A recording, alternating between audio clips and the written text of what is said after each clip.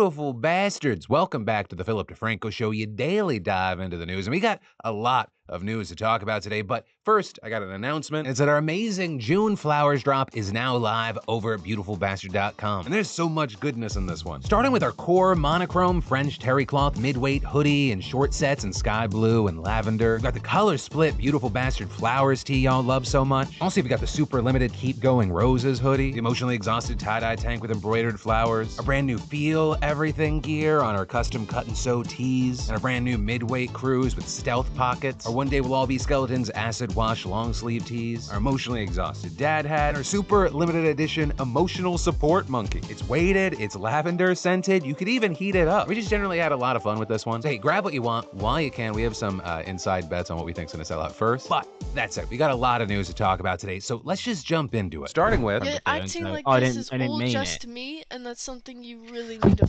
fix. I'm gonna bash your head against the wall with a brick if you don't shut the up. So that is just a small piece of a leak around longtime YouTube creator Alex Elmslie, otherwise known as ImAllexx. Who, if you don't know, he's a 25-year-old British YouTuber with around 2 million subscribers. He's known for doing a lot of commentary and reaction content. But now he's facing incredibly detailed allegations of abuse from his ex-girlfriend, who's another creator by the name of Alice Hez, who has about 1 million followers on TikTok. And over the weekend, she released several videos and logs of their interactions along with an 82-page statement. And with that saying, it's best it was made public how horrible this person with a platform is. I'd hate to see another woman go through this. They're sharing a link to a Google Drive folder with audio and video files documenting the alleged abuse. Which I will say, because I'm going to try to make this consumable, I'm not going to be hitting on every single detail, but you can access the Google Doc yourself if you want to go through everything. With that said, you know, what we see here is Alice describing how it started when, quote, small arguments worsened to the point where he would turn on his camera and start shouting at her on call. Now, when it's too late, you admit that you did everything wrong. But when it actually matters, when you should lay down like a good dog, you don't do it. You're acting like this is all just me, and that's something you really need to fix. I'm gonna bash your head against the wall with a brick if you don't shut the up. Your boyfriend's a famous internet celebrity and doesn't trust these people because he has to keep his circle small. Because you might not have anything to lose, because your life might be down the drain, but I still have quite a lot that I would like to give. Also, the screenshots that Alice shared appear to show more of the same behavior. In those more than once, he calls her a dumb whore. He also uses the N-word, telling her to kill herself, saying things like, just die in a fucking hole and please bury yourself in the fucking garden. And then appearing to go so far as to threaten to do it himself, writing in one conversation, I'm going to fucking kill you. I'm going to break your neck. Right, and all of these are just some of the insults, threats, or otherwise manipulative and emotionally abusive texts that Alice says that Alex sent to her over the course of their relationship. And unfortunately, Alice also says that it gets worse, saying that once they moved in together, it sometimes became physical, describing one instance where she says he grabbed her hood and pulled her back until she fell on the floor, saying that when she got up to run away, he grabbed her, put her in a headlock, and covered her mouth, and saying after that argument, there were days where he would just scream in her face and tell her to kill herself multiple times, even saying that it got to the point where she would be shaking and scared for her life every time he came closer, was in the same room as her while arguing. And as far as people possibly asking her, you know, why would you stay in this relationship, she seemed to touch on that, saying, believe me, I wish I could turn back time, but I believed his lies when he apologized to me, and I really tried to believe he would stop going so far if I asked him to. Though there, you know, Alice did eventually get herself out. They're even appearing to get this recording while she was packing her things to leave. And then you look like a miserable little all the time. Like, your face is annoying to look at, like when I come downstairs. They're saying that even after she left, he wouldn't leave her alone. And so with that, saying she's decided to speak out now because he's threatened to, quote, create a contradicting story to discredit her own. And seemingly with that, also acknowledging that she also insulted Alex in their conversations, writing, in no way am I trying to make myself look as if I never said anything mean. I stooped down to his level and became reckless with my language to try to prove a point. They're even appearing to have changed his contact name in her phone to racist N-word at one point. And on top of that, she admitted to slapping him in the face at one point, but are saying that she only did that after he backed her into a corner while screaming at her. And with all that said, as far as the other side of this, we haven't seen a response from Alex yet. And I mean that as far as him releasing any sort of public statement, as well as we reached out last night to see if he had anything to say. As of recording, he has not responded. Though among all the other people who have reacted to this, notably, this includes several internet personalities who have been a part of Alex's circle at one point or another, such as with YouTuber Will N.E. saying there have been rumors of Alex's behavior last year, and also saying the severity of the abuse that Alice published was far worse than anything I'd heard being discussed. That Google Drive is fucking abhorrent, and what he put her through is inexcusable. Also, Twitch streamer Mia Mon saying Alex's behavior was something, quote, well known throughout the industry. But they're also adding that she found it genuinely hard to believe the creators close to Alex had no idea this was going on. And creator Memulus writing, I would usually wait until both parties have said their side publicly before speaking about it, but I think the evidence here is overwhelming. It's awful and disturbing and has seriously shocked me. I'm still processing what's happened. This is one of the worst situations I have ever seen in my life, and I hope Alice is okay. It took a lot of courage to speak about this. But ultimately, as of recording, that is exactly where we are. And so for now, we're gonna have to wait to see what happens, right? Does more come out? Does Alex respond? But in the meantime, I gotta ask you, what are your thoughts about this incredibly disturbing situation? And then, when you look at professional sports, you see rivalries everywhere, right? The Bears and the Packers, the Yankees and the Red Sox, the Jets and winning. It just takes a game and puts it on another level. I don't even watch college football. Auburn versus Alabama, I'll watch that game. But in the WNBA right now, you've got a lot of people saying it doesn't feel like people are talking about rivalries so much as trying to stir a race war. And at the center of all this, you've got Caitlin Clark, because she's currently one of the biggest names in sports. She's constantly being credited for bringing so many new eyes to the female game. And since getting into the WNBA, while yes, there's been a focus on some of her stats, a lot of the focus has been on her hits. Right? I mean, a couple of weeks ago, we talked about the Kennedy Carter shoulder check to Caitlin Clark, as well as all the fallout and the outrage that ensued afterwards, with some saying she's being targeted because she's the new it girl, others saying she's getting coddled because she's the new it girl. But now, because of this latest incident between Clark and Angel Reese, the online discussion has taken a sharp turn. Well, I can't show you the hit because I'll go straight to copyright jail, not pass go, not collect $200. In Sunday's game between the Indiana Fever and the Chicago Sky, Reese swung her arm up for a block and she knocked Clark in the head. And regarding that and general officiating after the game, we saw some accusations of favoritism towards Clark, with Reese saying, I think we went up really strong a lot of times and we didn't get a lot of calls. And going back at looking at the film, I've seen a lot of calls that weren't made. I guess some people got a special whistle, but... Whereas on the other side, you had Clark dismissing the foul as just being a part of the game. It's just part of basketball. It is what it is. Just trying to make a play on the ball and get the block.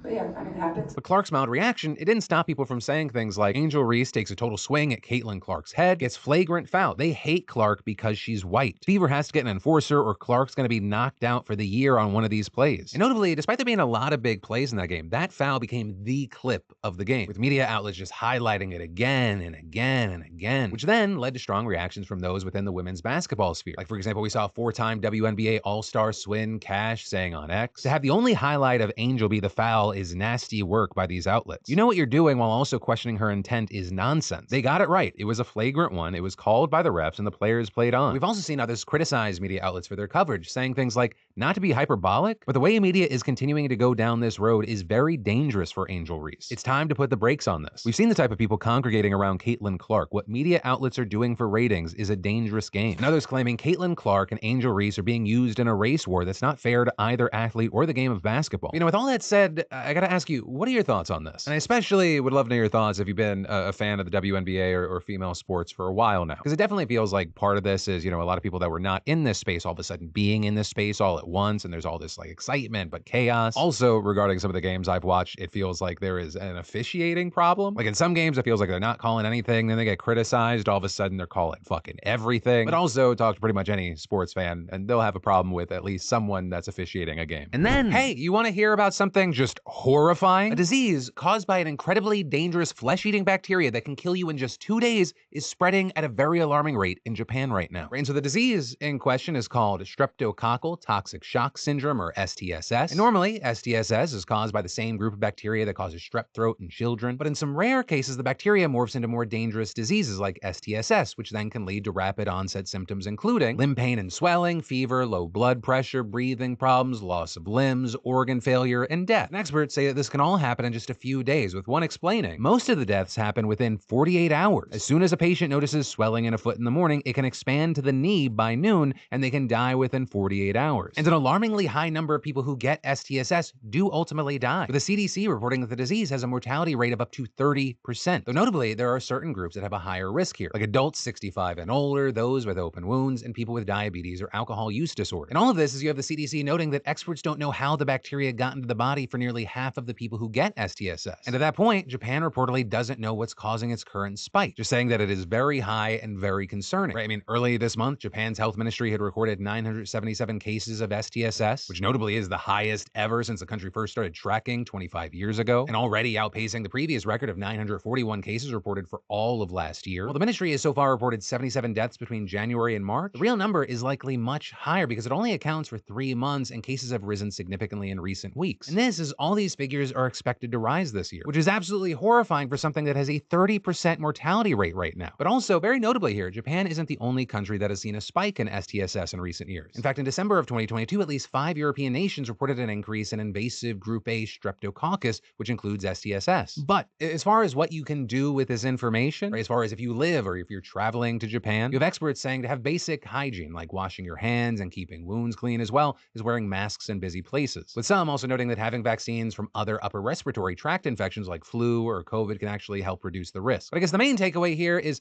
being alive is stressful. Like just existing and learning about what's out there. I just want to listen to audiobooks and go for walks and be ignorant to the world, man. Knowing stuff sucks. And then, for those of you looking to kickstart a business, maybe showcase homemade crafts, start a personal blog, or perhaps even sell merch, I've got a great solution for you. Right? Any business, hobby, or side hustle, it needs an online destination. And today's fantastic sponsor, Squarespace, they've got you covered. You know, Squarespace is partnered with the PDS for years, and I can honestly say it is a breeze. There are no installations, no patches, no updates needed ever. And if you need a starting point, they've got a ton of stunning professional templates and drag and drop editing in their Fluid engine, which makes site design incredibly simple, no coding required. Hell, they'll even handle the production and shipping so that you can launch and maintain your merch business. Plus, with Squarespace, you get access to all their marketing tools and analytics and their award-winning customer care team via email or live chat 24/7. So go check it out and see why so many others love it, and start your free trial today over at squarespace.com/Phil. And when you're ready to launch, don't forget to use offer code Phil for 10% off your first purchase. It's squarespace.com/Phil, or just scan the QR code on screen. And then, a lot of the time when you're talking about conspiracy theories, they're just crazy, bogus bullshit. But then, every once in a while, you find out the actually real fucking nuts thing is true. What we're seeing right now is that a Reuters investigation uncovered a secret US military psyop that spread anti-vax propaganda at the height of the pandemic. And this specifically targeting China's Sinovac vaccine, sowing doubt about its safety and efficacy. Though notably, it was then later approved by the World Health Organization. And this psyop also attacked other life-saving aid like face masks and test kits, with this operation having a special and specific focus on the Philippines. Right, because that's where Sinovac was the country's first and primary vaccine for about a year. And I mean, the Philippines got hit hard by the coronavirus, killing nearly 50,000 people by fall of 2021. And all the while, little did they know that there was a team of psychological operations soldiers and defense contractors at the MacDill Air Force Base in Tampa, Florida, that have been stoking fear for months. Reportedly starting in spring of 2020, when they began creating hundreds of fake accounts on Facebook, Instagram, and Twitter, then posting a hashtag that translates to China is the virus and saying things like,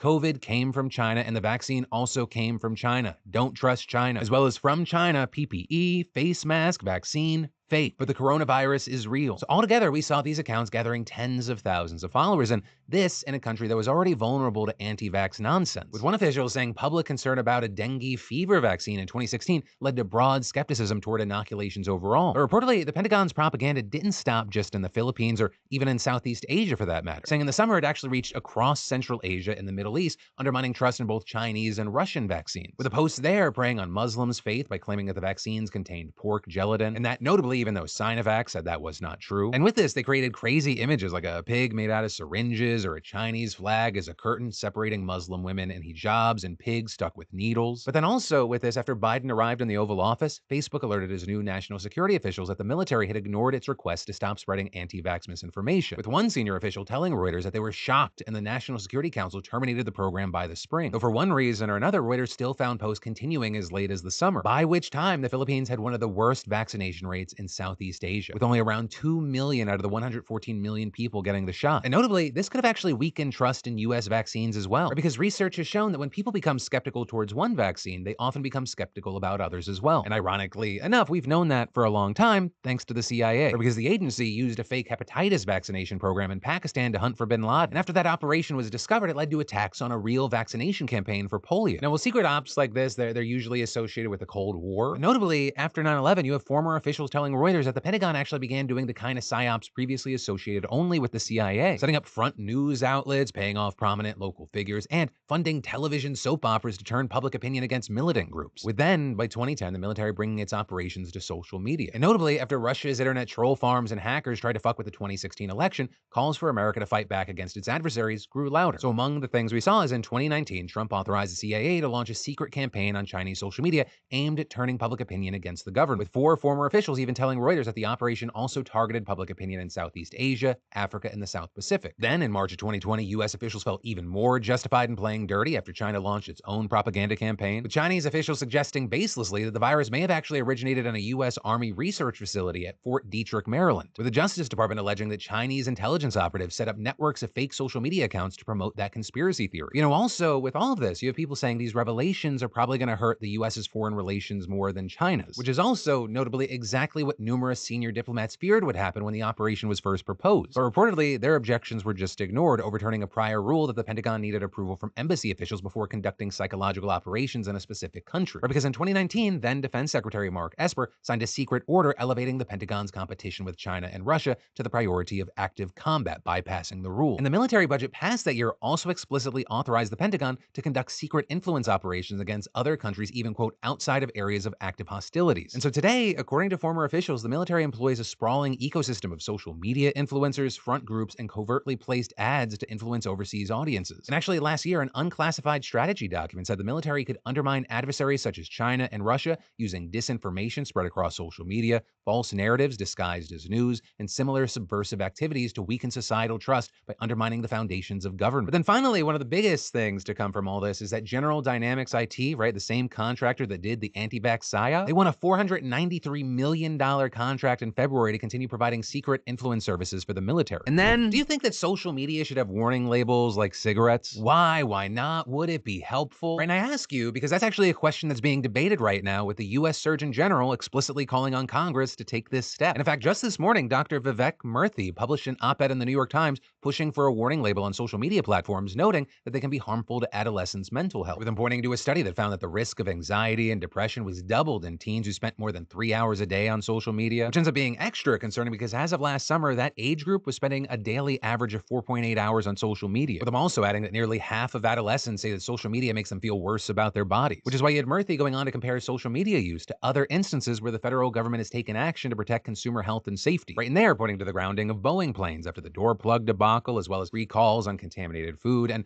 the rules requiring seatbelts and airbags being put into place in response to high levels of car accidents. Writing, why is it that we have failed to respond to the harms of social media when they are no less urgent or widespread than those posed by unsafe cars, planes, or food? These harms are not a failure of willpower and parenting, they are the consequence of unleashing powerful technology without adequate safety measures, transparency, or accountability. Murthy arguing that social media should be treated in the same way, which is why it should have a warning label. And that, also notably because warning labels are one of the most powerful tools that the Surgeon General has in their toolbox. But with that, they also can't take any action by themselves. Congress has to approve it. And Murthy noting here that studies of warning labels on tobacco products have indeed shown that they can increase awareness and change behavior. Right back in 1965, Congress voted to require a warning from the Surgeon General on cigarette packs stating that the product may be hazardous to your health. And notably, at the time those labels first appeared, nearly 42% of American adults were daily smokers. But now 50 years later, that number has dropped to just 11.5%. And Murthy arguing that there's evidence that we could see direct impacts from a similar warning on social media sites, with him there pointing to another recent survey of Latino parents where 76% said the Surgeon General warning would encourage them to limit or monitor their children's use of social media. Though of course, Murthy says that the Surgeon General warning is just one part of the equation, saying a warning label would not on its own make social media safe for young people. And with that, calling on Congress to take a number of different policy actions. Things like passing legislation protecting young people from online harassment, abuse, and exploitation, and from exposure to negative content, as well as approving measures that, quote, prevent platforms from collecting sensitive data from children and restricting features like push notifications, autoplay, and infinite scroll. You know, those things that get the dopamine hooks in you. Murthy adding that these tech companies should be required to share data on health effects and allow independent safety audits. But of course, with this, not everyone is united. Right? Plenty of people are divided on this, right? For many, this is kind of akin to the whole video games make people violent debate. Some experts saying that even though the rise of social media has coincided with overall declines in well-being, there's no causal evidence between the two, right? Noting that there are a lot of other factors at play here, like economic hardship, isolation caused by the pandemic, societal factors like racism, school shootings, and the opioid epidemic. So on the other side of that, I would argue that there are a lot of negative impacts of social media. My job didn't require me to be online, and I could have a show like mine mind that like I could get all the news I would hopefully want in a day in 20 to 30 minutes, I would do that because it is my least favorite feeling to be looking at my phone and going, oh my God, I just lost another fucking hour. Why am I doing this? And I'm still actively scrolling, just being inundated with 90% bullshit and horrible. But also in this specific situation, like would a warning label and some of the legislation that's being talked about here actually impact anything? I don't know. Like part of the reason I've never smoked a cigarette wasn't because I saw a warning label. It was because I saw my parents barely able to have a conversation without hacking up a lung. Didn't seem like a fun time. You know, the lung and throat cancer that you got from cigarettes,